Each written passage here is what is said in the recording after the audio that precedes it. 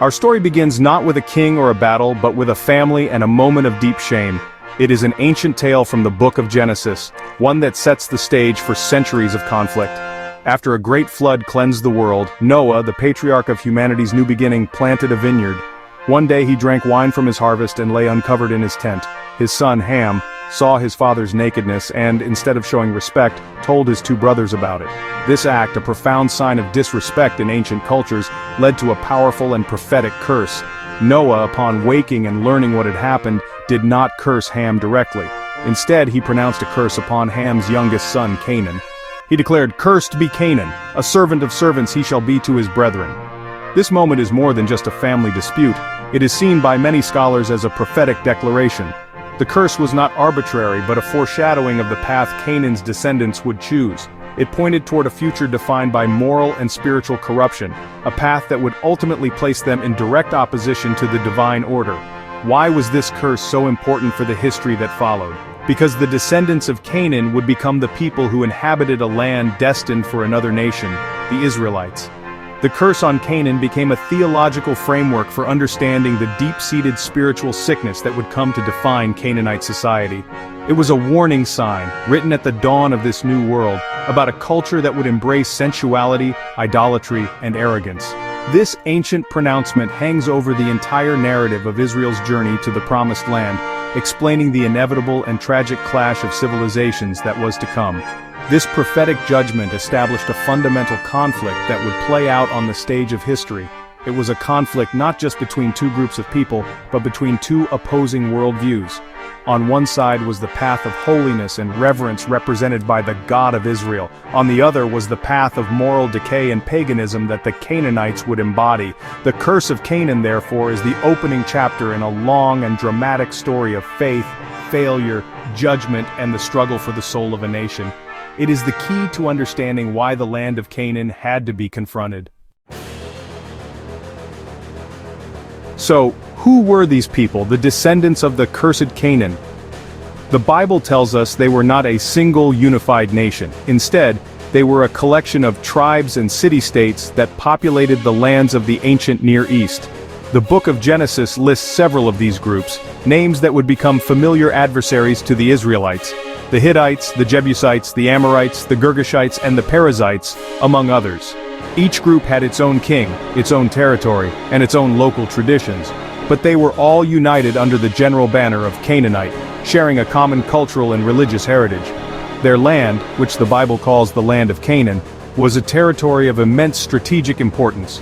It stretched from Sidon in the north, down to Gaza in the south, and eastward, toward the infamous cities of Sodom and Gomorrah. This narrow strip of land served as a vital bridge connecting the great empires of Egypt and Mesopotamia. It was a crossroads for trade, a melting pot of cultures, and a highway for armies. This location brought the Canaanites wealth and influence, but it also exposed them to a constant flow of new ideas and foreign customs, contributing to a diverse yet spiritually chaotic environment. This very land, a hub of commerce and culture, was the same land God promised to Abraham and his descendants centuries before the Israelites would arrive to claim it. In Genesis, God tells Abraham, "To your offspring I will give this land." This promise turned Canaan into more than just a piece of geography. It became the promised land, a central element of Israel's identity and hope. The destiny of this territory was sealed not by its location or its resources, but by a divine decree. It was intended to be a place where God's people would live and serve as a beacon of holiness to the world. The stage was therefore set for a dramatic confrontation. The Canaanites, deeply entrenched in their land and their ways, were unknowingly living on borrowed time. The promise made to Abraham meant that their claim to the territory was temporary. The land itself was awaiting a new purpose, to be purified of its existing corruptions and to become the home of a nation covenanted to the one true God. The conflict was inevitable, as the people of the promise were destined to inherit the land from the people of the curse. To understand the Canaanites, we must look into the heart of their culture, their religion. Unlike the Israelites, who worshipped a single unseen god, the Canaanites had a complex and sophisticated system of gods and goddesses. Their pantheon was a reflection of the world as they saw it, a world governed by the powerful and often unpredictable forces of nature. Their deities were not distant or abstract beings, they were intimately involved in every aspect of life, from the changing of the seasons and the fertility of the fields to the outcomes of war and the passions of the human heart. The Canaanite religion was structured around what some scholars have called a profane trinity of powerful deities who demanded intense and often disturbing forms of worship. At the head of this pantheon was El, the father god, but the most active and popular gods were Baal, the god of storms and fertility, Ashtoreth, his consort, the goddess of sex and war, and Molech, a terrifying god who demanded the ultimate sacrifice. These were not simply idols of wood and stone. To the Canaanites, they were real and powerful beings whose favor had to be won through specific rituals. The worship of these gods was woven into the very fabric of Canaanite society. Religion was not something you did for an hour on one day of the week, it was a constant daily reality. Their temples were centers of economic and social life, their festivals marked the calendar, and their religious beliefs dictated their moral code. The core of their worship was transactional. They believed that by performing certain rituals involving sensuality, intoxication, and even bloodshed, they could manipulate the gods into giving them what they wanted: rain for their crops, victory in battle, and children for their families. This system of belief created a culture that stood in stark contrast to the laws God would later give to Israel. The Canaanite worldview celebrated unrestrained passion, the pursuit of power through any means, and a deep connection to the physical earthly realm. Their gods were like superpowered humans, full of lust, jealousy, and violence. This created a society where practices that the Bible would later call abominations were not just accepted, but were considered sacred duties. The dark secrets of the Canaanites were hidden in plain sight, enshrined in the very nature of the gods they revered. Among the Canaanite gods, none was more prominent or more challenging to Israel than Baal. His name simply means Lord or Master, and he was worshipped as the powerful god of storms, rain, and fertility. In an agricultural society dependent on seasonal rains, Baal held the key to survival. He was depicted as a mighty warrior, often holding a club in one hand and a lightning bolt in the other, symbolizing his command over the weather. When the rains came and the crops grew, the Canaanites believed it was because Baal had triumphed over his enemies in the divine realm. Worship of Baal was centered on ensuring he was active and victorious. The Canaanites believed that the dry season occurred because Baal was asleep or had been defeated by Mot, the god of death. To awaken him and bring back the life-giving rains, they engaged in elaborate and often wild rituals. These ceremonies frequently involved ecstatic dancing, self-mutilation, and, most infamously, ritual sex. Temple prostitutes, both male and female, were considered sacred servants whose acts were thought to magically stimulate Baal's fertility, thereby ensuring a good harvest for the community. The line between worship and debauchery was completely erased. The allure of Baal worship proved to be a powerful temptation for the Israelites after they entered Canaan. It was a tangible and seemingly practical religion. If your crops were failing, the solution was simple: go to the local high place, an altar built on a hill, and perform the rituals to Baal. This was far more straightforward than trusting in an invisible God who demanded moral purity and faith. We see this struggle throughout the Old Testament, most famously in the story of the prophet Elijah challenging the 450 prophets of Baal on Mount Carmel to see whose God would answer with fire. The struggle against Baal was more than a religious disagreement, it was a battle for the soul of Israel.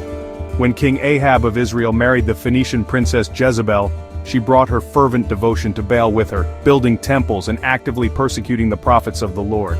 The worship of Baal represented a direct rejection of the first commandment: "You shall have no other gods before me."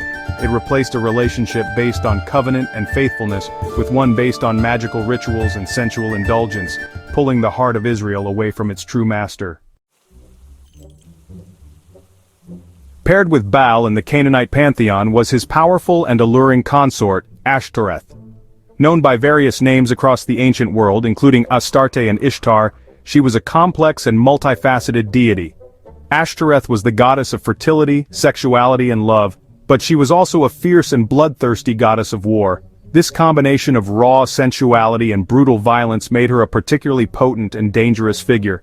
She embodied the idea that passion and destruction were two sides of the same coin, a worldview that was deeply unsettling to the Israelite faith.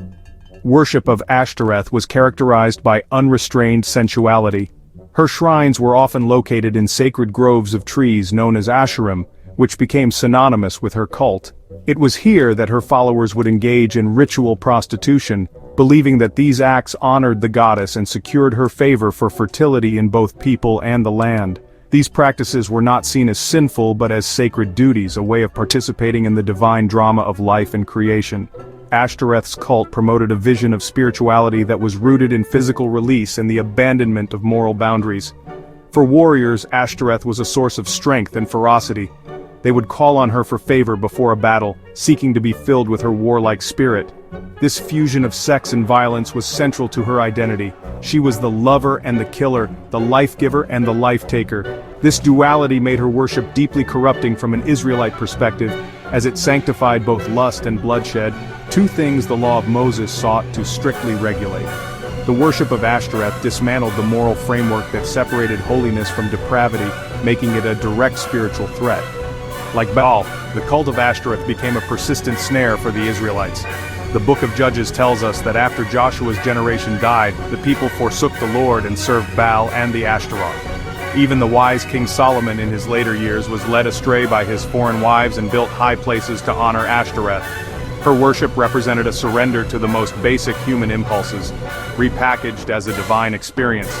It offered a religion without restraint, a stark and seductive alternative to the disciplined holiness demanded by the God of Israel. If Baal represented the corruption of life-giving rituals, and Ashtoreth the corruption of love, then Molech represented the ultimate perversion, the worship of death itself. Molech was a truly horrific deity, whose thirst could only be quenched by the most innocent of victims: children. The worship of this god involved one of the most detestable practices in the ancient world: child sacrifice. This was not a myth or an exaggeration used by his enemies. Archaeological and historical evidence confirms that this dark ritual was a real and horrifying part of Canaanite religion. The rituals associated with Molech were designed to be as terrifying as possible. Accounts describe a massive bronze statue of the god, sometimes with the body of a man and the head of a bull. The statue's arms were outstretched and heated red-hot from a fire kindled within it. Parents would then place their living infant or child into the searing arms of the idol as a sacrifice. To drown out the agonizing screams of the child, priests would beat drums and play loud instruments. This act was seen as the ultimate offering, a way to appease the god in times of extreme crisis or to secure great favor. This practice was condemned in the strongest possible terms in the Bible. Leviticus 18 and 20 explicitly forbid it, calling it a profanation of God's name and an abomination that defiles both the people and the land.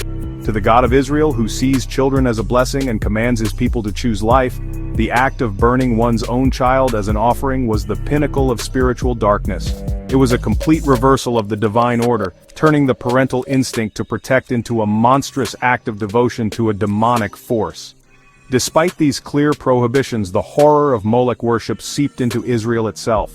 During times of great spiritual decline, even kings of Judah, like Ahaz and Manasseh, are recorded as having made their sons pass through the fire according to the abominable practices of the nations.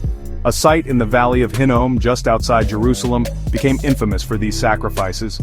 The worship of Molech demonstrated just how far God's people could fall when they abandoned their covenant.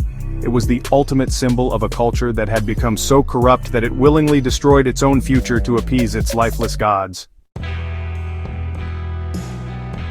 Faced with a culture defined by such profound moral and spiritual corruption, the God of Israel issued a command that has troubled readers for centuries. In the book of Deuteronomy, as the Israelites prepared to enter Canaan, God gave them a stark and uncompromising instruction. They were to utterly destroy the Canaanite inhabitants of the land. He commanded them to save alive nothing that breatheth. This directive for total warfare, known as herem, was not a call for a typical military conquest or ethnic cleansing. It was framed as a divine act of judgment. This judgment was not sudden or impulsive. It was the culmination of centuries of divine patience. In an earlier conversation with Abraham recorded in Genesis, God explained that the conquest would be delayed for 400 years because the iniquity of the Amorites is not yet full. This passage is crucial. It reveals that God was waiting, giving the Canaanite cultures generation after generation to turn from their path of self-destruction. The command to destroy them came only after their iniquity had reached its full measure, when their society had become irredeemably corrupt and was acting as a spiritual cancer on the earth. The purpose of this command was twofold. First, it was to execute justice. The land itself, the Bible says, was vomiting out its inhabitants because of their abominable practices, like child sacrifice and ritual prostitution. The Israelites were acting as God's instrument of judgment, much like the flood or the destruction of Sodom and Gomorrah. Second, the command was a protective measure for Israel. God warned that if the Canaanites were allowed to remain, they would teach you to do according to all their abominations, and Israel would be ensnared by their gods and their corrupt practices. This divine directive was therefore a radical act of spiritual quarantine. It was intended to cleanse the promised land so that it could become a place of holiness, a sanctuary where God's covenant people could flourish without being constantly tempted and polluted by the surrounding darkness. The severity of the command was a reflection of the severity of the spiritual disease it was meant to eradicate. It was a desperate measure to protect the future of Israel, and through them, God's plan of redemption for the entire world, from a culture that celebrated death and depravity. Despite the clarity and severity of God's command, the story of the conquest is a story of incomplete obedience. When the Israelites entered the land under the leadership of Joshua, they experienced great initial success. Cities like Jericho and Ai fell before them. However, the book of Judges opens with a somber report. It lists tribe after tribe that failed to drive out the Canaanite inhabitants from their allotted territories. The Israelites grew weary of the fight, or perhaps they saw the Canaanites as a useful source of labor, and so they put them to tribute instead of destroying them. This failure to obey had immediate and devastating consequences, just as God had warned. An angel of the Lord appeared to the people and said, "You have not obeyed my voice, therefore I also said, I will not drive them out before you, but they shall be thorns in your sides, and their gods shall be a snare to you."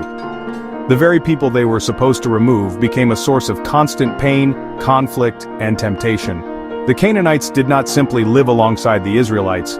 They began to intermarry with them, and slowly but surely their culture and religion began to poison the nation of Israel. The book of Judges provides a tragic and cyclical account of this spiritual decay. A generation arose who did not know the Lord nor the work which he had done for Israel. The people began to worship Baal and Ashtoreth, abandoning the God who had rescued them from Egypt. As a result, God allowed them to fall into the hands of their enemies. In their distress, they would cry out to the Lord, who would raise up a judge to deliver them. But as soon as the judge died, the people would return to their idolatry, sinking even deeper into corruption than the generation before. This pattern of sin, suffering, supplication, and salvation demonstrates the long-term cost of their initial disobedience. The failure to cleanse the land led directly to the spiritual contamination of the nation. The thorns left in their side festered, leading to centuries of internal strife, weakness, and apostasy. The tragic history of Israel's division, defeat by foreign empires, and eventual exile can be traced back to this fundamental failure to remain separate and holy. They did not destroy the idols, and in the end the idols very nearly destroyed them. The struggle between Israel and Canaan was, at its heart, a theological war. It was a conflict between two fundamentally different understandings of the divine and what it means to be human. On one side stood Yahweh, the God of Israel. He is presented in the Bible as the one eternal and holy creator of all things. He is a God of justice, mercy, and righteousness. He reveals himself through covenant, law, and history, inviting his people into a relationship based on faith, trust, and moral obedience. His ultimate demand is for holiness, that his people reflect his character. On the other side stood the Canaanite Pantheon, Baal, Ashtoreth, Molech, and the rest. These gods were not presented as eternal or all-powerful, but as finite beings who embodied the chaotic forces of nature and the darkest human passions. They were gods of sensuality, power, and death. Their demands were not for moral purity but for ritual appeasement through acts of debauchery and bloodshed. They were in essence a deification of humanity's worst impulses. The God of Israel offers salvation and life. The gods of Canaan demanded ritual sex and the blood of children. The contrast could not be more stark. The God of Israel is a living God who acts in history to save and redeem his people. The Canaanite gods were represented by lifeless idols of wood, stone, and metal, man-made objects that could not see, hear, or save. The prophet Isaiah would later mock idol worship, describing how a man cuts down a tree, uses part of it to warm himself and cook his food, and carves the rest into a god to whom he then prays for deliverance. This highlights the core difference. Israel's faith was in a transcendent creator, while Canaan's faith was in objects and forces within creation. This ancient struggle shaped the entire narrative of the Bible. The constant battle against Canaanite idolatry forced Israel to define its faith in sharper and clearer terms. The prophets' fiery condemnations of Baal worship were not just religious rants, they were passionate calls for Israel to remember its unique identity and its unique God.